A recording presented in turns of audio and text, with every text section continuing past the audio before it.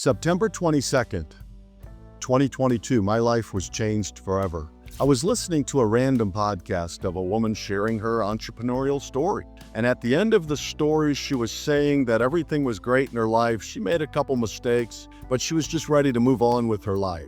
It was in that moment I was just truly inspired. 25 years ago, I had written 2 different books that had just been sitting in a shelf. And in that moment, I just knew it was time for me, for Joe, to get back out into the world and to share my message, a message of hope, a message of sobriety, a message of connection. Well, lo and behold, 3 weeks later, I get a phone call. And the gentleman says, "Hey, Joe, my name's Will. Would you like to do a TEDx?" I'm like, "Sure, Will." He said, "Great. Jump on a plane, meet me in South Africa, and we'll do it." I remember thinking, South Africa, the country? I gulped. I said, "Okay, Will, I'm there." During that event, as I went there, I truly believed I had a message, a gift, something I was going to share back with that community. What happened for me, though, was very, very different. What I received from the love of that community was absolutely amazing for me. After the event, I'm sitting there talking with a man. His name is Praise. He grew up in the Tanzania. He was a gentleman now in his mid-30s. As a kid, he was raised in a village, literally in the Serengeti, where Mount Kilimanjaro was their playground, and he and his buddies would climb that mountain all the time. And I remember him saying to me, he said, "I grew up in a village with really no shoes and no water." And I remember thinking, no water? Like, I didn't really know that. And I continued to, talk, and he said to me some more things about the story.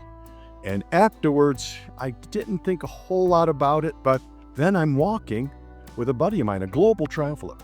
And his name is Chris. And Chris said to me, "Yeah, Joe, a lot of people don't have water." I was like, "Really?" So I meet these 2 beautiful kids. And we're talking a little bit. And they've got this clear eyes and big hearts and big smiles. And afterwards, I said, "Chris, what about them? Do they have water?" He said, "Joe, there's no way those boys have water." My head exploded. I couldn't believe it.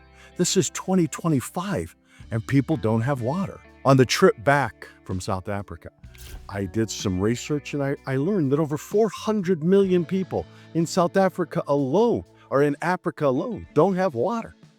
And I just knew in that moment it was time for Joe to start doing something about it. And in that moment, I was inspired to start taking some actions. And over the period of the next months, I started to do different things. My life started to adjust around a little bit to where I found 2 orphanages over in Africa that I now support. It was through that process that I came up with the phrase that says, I moved from gratitude to grace. And people say, "Well, Joe, why do you feel grace?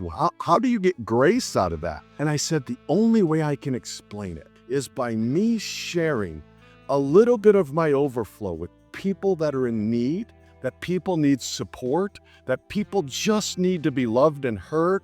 The more I share a little bit of my overflow with that community, the bigger the blessing I feel in my heart. And it's in the experience of that blessing by helping others that the only word I could come up with was grace.